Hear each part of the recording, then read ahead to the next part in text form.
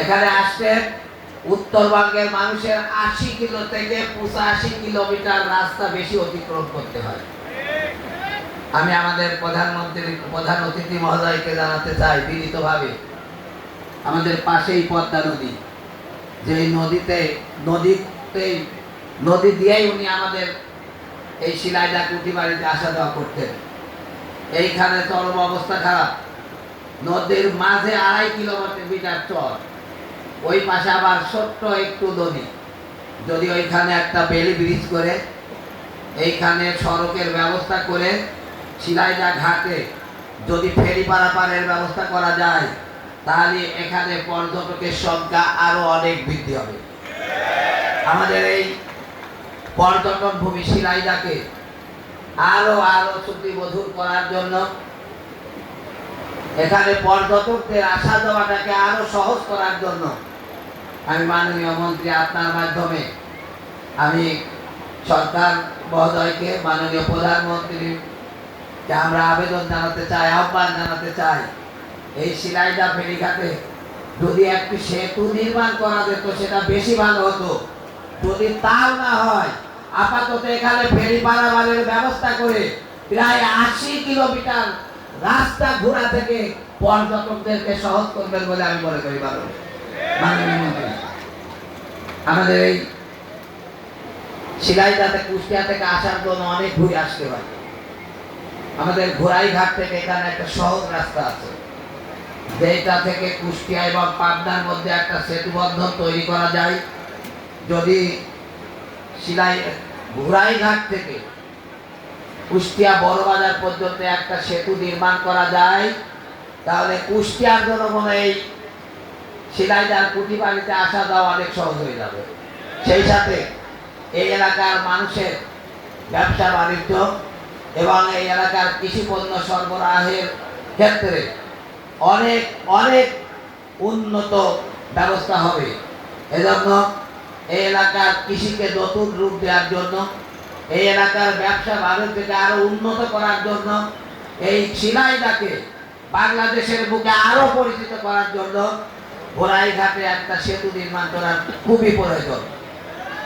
এখানে দাবি উঠেছে, সারা কুমারখালী এবং কুষ্টিয়ার মানুষের একটা দাবি, ঘোড়াইঘাটে শহীদ আবরার ফাহাদের নামে একটা সেতু নির্মাণ করার জন্য। আমি আপনার মাধ্যমে, যেহেতু কোনো অভিভাবক আসলে তার কাছে দাবি সব জানাই যেতে মন চায়, আপনি আজকে আমাদের একজন অভিভাবক, আপনার কাছে আমরা একটু দাবি জানাতে চাই। আপনার মাধ্যমে ঘোড়াইঘাটের গড়াই নদীতে আমরা একটা সেতু চাই, যে সেতুটার নাম হবে শহীদ আবরার ফাহাদের নামে। মাননীয় মন্ত্রী, আমাদের এইখানে প্রায় আজ থেকে 15 বছর আগে একটা বিশ্ববিদ্যালয় করার ব্যাপারে কিছু উদ্যোগ দেওয়া হয়েছিল। এখানে বিশ্ববিদ্যালয় করার জন্য অনেক দূর আগে এগিয়ে গিয়েছিল, কিন্তু কেন এখানে বিশ্ববিদ্যালয় হয়নি এটা আমরা জানি না। আমরা আপনার মাধ্যমে মাননীয় প্রধানমন্ত্রীর কাছে আবেদন জানাতে চাই, শিলাইদাতে কবিগুরু রবীন্দ্রনাথ ঠাকুরের নামে একটা বিশ্ববিদ্যালয় হওয়ার মতো জায়গা আছে। আমরা সেই রকম জায়গা এখানে দিতে পারবো। এখানে একটা বিশ্ববিদ্যালয় আমরা চাই। কুমারখালীবাসী চান তো নাকি? আমরা আপনার কাছে আবেদন জানাতে চাই, আমার কুমারখালীবাসী এই শিলাইদাতে একটা বিশ্ববিদ্যালয় চাই, যার নাম হবে কবিগুরু রবীন্দ্রনাথ ঠাকুরের নামে। আর একটা দাবি আপনার কাছে জানাতে চাই, এই শিলাইদায় আসার জন্য অনেকগুলো সড়ক পথ আছে, কিন্তু প্রত্যেকটা সড়ক রুগ্ন, আসার মতো পরিবেশ নাই।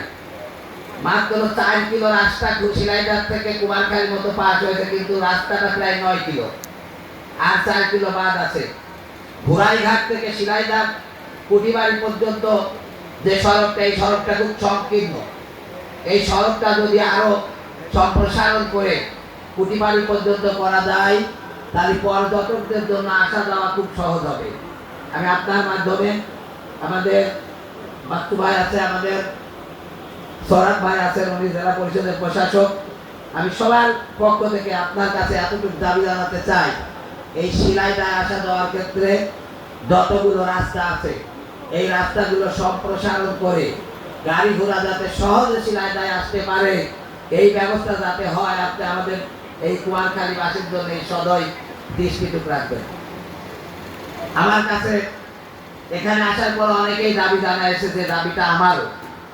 রবীন্দ্রনাথ ঠাকুরের নামে শিলাইদাতে একটা কলেজ আছে, এই কলেজটা রবীন্দ্র সরকারি কলেজ হোক, এটা আমি সহ এই এলাকার সকল মানুষের দাবি।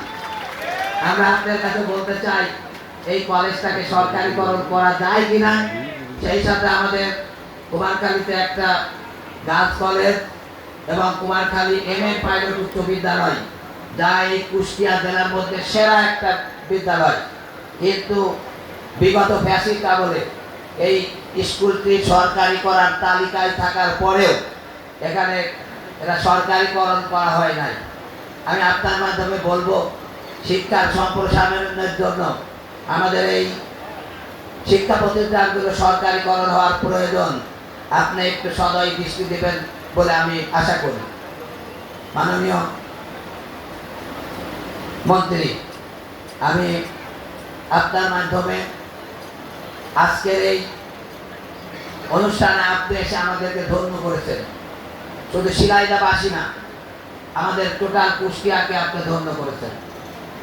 আমি এই বক্তব্যে প্রথমেই বলেছি, আমার এই কুমারখালীর পরিচয় দিতে জেলার পরিচয় দেওয়া লাগে না, সারা বাংলাদেশ না, আমার মনে হয় এই উপমহাদেশে কুমারখালীর নামটা সবাই এক ডাকে চেনে।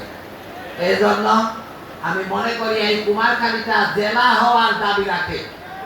আমি আপনার কাছে, আপনার মাধ্যমে আমি মাননীয় প্রধানমন্ত্রীর কাছে দাবি রাখতে চাই, এই ঐতিহ্যবাহী কুমারখালী, হাজারো গুণীজনের পদচারণায় মুখরিত এই কুমারখালী খুকসা, পানসা এবং শৈকুপাকে নিয়ে একটা জেলা হোক, এটা আপনারা চান নাকি? আমরা আপনার কাছে দাবি জানাই, এই কুমারখালীর নামে একটা জেলা হোক, কুমারখালী হোক জেলা, একটা জেলা, এটা আমরা সবাই চাই। আপনি সেটা ব্যবস্থা করবেন। পরিশেষে আপনি সহ আপনাদেরকে মুবারকবাদ জানাই, আমাদের ধন্য করার জন্য মুবারকবাদ জানাই। আমার কুমারখালীতে এসে, আমার শিলাইদাতে এসে আমাদেরকে আপনারা ধন্য করেছেন, এজন্য আপনাদের সবার মুবারকবাদ জানিয়ে সবার দীর্ঘায়ু কামনা করে আমার কথা শেষ করছি। আসসালামু আলাইকুম ওয়া রাহমাতুল্লাহি ওয়া বারাকাতুহু।